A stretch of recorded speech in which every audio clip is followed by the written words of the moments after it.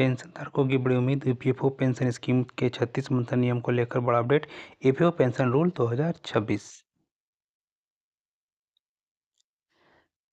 तो EPFO pension rule 2026 Bharat में करोड़ों कर्मचारियों ने अपने कामकाजी जीवन के दौरान यह सोचकर काम करते हैं कि सेवानिवृत्ति के बाद उनके पास आजीविका का कोई ना हो साधन जरूरी होगा। इसी सोच के साथ हर महीने उनके वेतन का एक हिस्सा भविष्य निधि में जमा होता रहता है। कर्मचारी भविष्य निधि संगठन, जिसे देश भर में ईपीएफओ के नाम से जाना जाता है, उन लाखों कामगारों की सेवानिवृत्ति की देखभाल करने वाली संस्था है जो संगठित क्षेत्र में अपना जीवन लगाते हैं।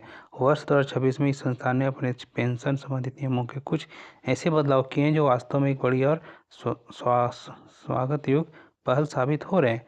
नए संशोधन से खासतौर पर उन कर्मचारियों को राहत दी जो करियर के दौरान एक से अधिक संस्थानों में काम कर रहे हैं। पहले की व्यवस्था में नौकरी परिवर्तित और एक नुकसानदायक कदम माना जाता था क्योंकि इसका सीधा असर पेंशन की गणना पर पड़ता था। लेकिन अब जो नई प्रणाली लागू की गई है वह कर्मचारियों के व्यावसायिक फैसलों को सम्मान देती है और उनके पूरे करियर के योगदान को उचित महत्व देती है। यह बदलाव सही मायने में एक महत्वपूर्ण, न्यायपूर्वक और प्रगतिशील कदम है।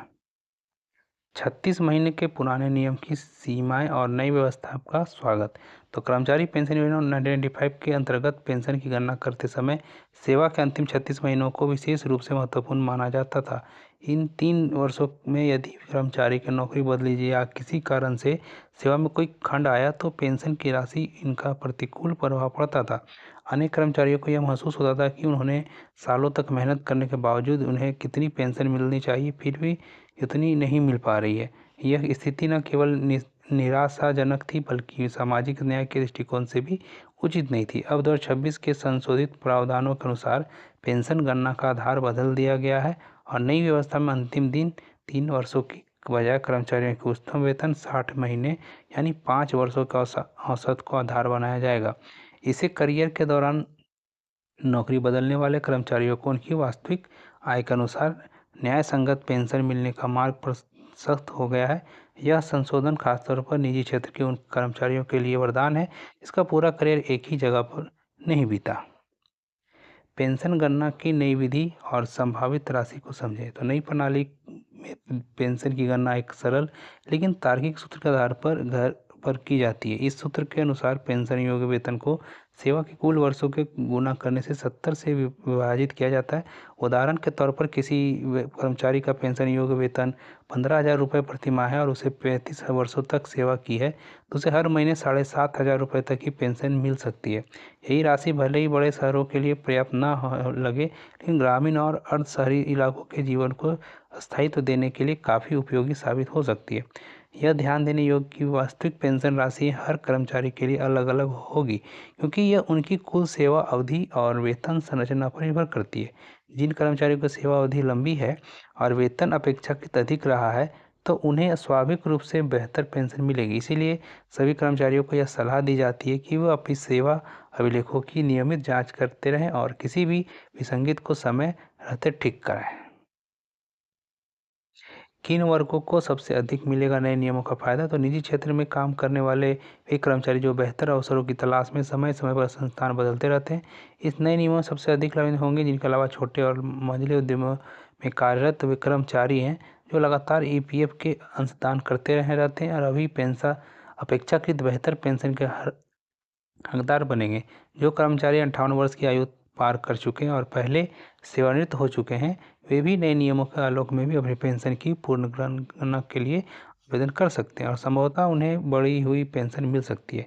इसके साथ ही योजना में न्यूनतम 1,000 रुपये मासिक पेंशन की गारंटी भी दी गई है जो कम सेवा अवधि वाले कर्मचारियों के लिए एक सामाजिक सुरक्षा की तरह काम करती है। पेंशनभोगी की असामयिक मृत्यु होने की स्थिति में उनके परिवार को पेंशन का 50% हिस्सा मिलने का प्रावधान है जिससे आश्रित की आर्थिक सुरक्षा सुनिश्चित होती है।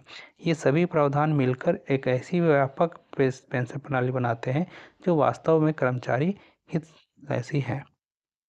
समय से पहले पेंशन का विकल्प, सुविधा या समझौता। तो नई व्यवस्था के अंतर्गत कर्मचारी को 50 वर्ष की आयु के बाद ही पेंशन लेना शुरू करने का विकल्प दिया गया है। हालांकि इस स्थिति में पेंशन की पूरी राशि नहीं मिलती, बल्कि उसमें कुछ कटौती की जाती है। यदि कोई कर्मचारी 58 वर्ष की आयु तक प्रतीक्षा करता है तो उसे पूर्ण और अधिकतम पेंशन राशि का लाभ मिलता है। यह विकल्प उन लोगों के लिए उपयोगी है जो किसी विशेष परिस्थिति में जल्दी सेवानिवृत्त हो लेना चाहते हैं। स्वैच्छिक अंतरिक्ष अंशदान का प्रावधान भी कर्मचारियों को अपनी भविष्य की पेंशन बढ़ाने का अवसर देता है। जो कर्मचारी सेवानिवृत्ति के बाद अधिक आर्थिक सुरक्षा चाहते हैं, वे अपनी क्षमता के अनुसार अतिरिक्त योगदान देकर बड़ी पेंशन का लक्ष्य रख सकते हैं। यह एक समझदारी भरा दीर्घकालीन निर्णय हो सकता है, क्योंकि सेवानिवृत्ति के बाद नियमित आय का महत्व बढ़ता ही जाता है। आवेदन प्रक्रिया हुई सरल, डिजिटल सेवाओं का विस्तार। ईपीएफओ ने अपनी ऑनलाइन सेवाओं को और अधिक सहज एवं उपयोगकर्ता के अनुकूल बनाया है। पेंशन के लिए आवेदन करने के लिए सबसे पहले यूनिवर्सल अकाउंट नंबर को सक्रिय करना और उसे आधार तथा मोबाइल नंबर से जोड़ना जरूरी है। इसके बाद आधिकारिक पोर्टल पर लॉगिन करके फॉर्म 10D के माध्यम से पेंशन का दावा दर्ज किया जा सकता है। पूरी प्रक्रिया के Aadhaar card, PAN card, bank passbook, जन्म प्रमाण पत्र और नियोक्ता प्रमाण पत्र जैसे दस्तावेज आवश्यक होते हैं। आवेदन जमा होने के बाद संबंधित कार्यालय द्वारा सत्यापन प्रक्रिया पूरी की जाती है और सामान्यतः 20 से 3,000 के भीतर पेंशन प्रारंभ हो जाती है। शिकायत निवारण, दस्तावेज अपलोड और स्थिति जांच जैसी सुविधा अब पूरी तरह से ऑनलाइन उपलब्ध है, जिससे कार्यालय के चक्कर काटने की परेशानी से मुक्ति मिलती है। यह डिजिटल सशक्तिकरण पेंशन प्रणाली को न केवल तेज बल्कि अधिक पारदर्शी और विश्वसनीय भी बनाता है। सेवानिवृत्ति की तैयारी आज से ही करें। 2026 में ईपीएफओ द्वारा किए गए पेंशन नियमों के संशोधन उन दिशा में एक महत्वपूर्ण और सराहनीय प्रयास है जब देश के संगठित क्षेत्र के कर्मचारी की सेवानिवृत्ति सुरक्षा को और अधिक मजबूत किया जाए। नई गणना पद्धति, लचीले नियम और डिजिटल सुविधाओं का विस्तार मिलकर एक ऐसी व्यवस्था बनाते हैं जो अधिकारी कर्मचारी को उनके मेहनत का उचित प्रतिफल दिया सके। यह बदलाव दर्शाता है कि नीति निर्माता कर्मचारी की वास्तविक ज़रूरतों को और आधुनिक करियर की बदलती प्रकृति को समझने की कोशिश कर रहे हैं। हर कर्मचारी को चाहिए कि वह आज ही अपने पेंशन खाते की स्थिति जांचें, आवश्यक दस्तावेज अद्यतन करें और पात्रता की शर्तें समझकर समय पर आवेदन की प्रक्रिया करें। महंगाई राहत के साथ नियमित पेंशन, परिवार पेंशन का प्रावधान और स्वैच्छिक अंशदान की सुविधा मिलकर एक ऐसी सुरक्षा कवच तैयार करते हैं जो सेवानिवृत्ति के बाद जीवन को सम्मानजनक और आत्मनिर्भर बनाने में सहयोग होता है। अपने भविष्य की योजना का आज बनाएं और इन प्रावधानों का भरपूर लाभ उठाएं। तो ये थी जानकारी। अगर वीडियो अच्छा लगा तो एक लाइक जरूर करें। ऐसी जानकारी के लिए हमारे चैनल को सब्सक्राइब कर लें।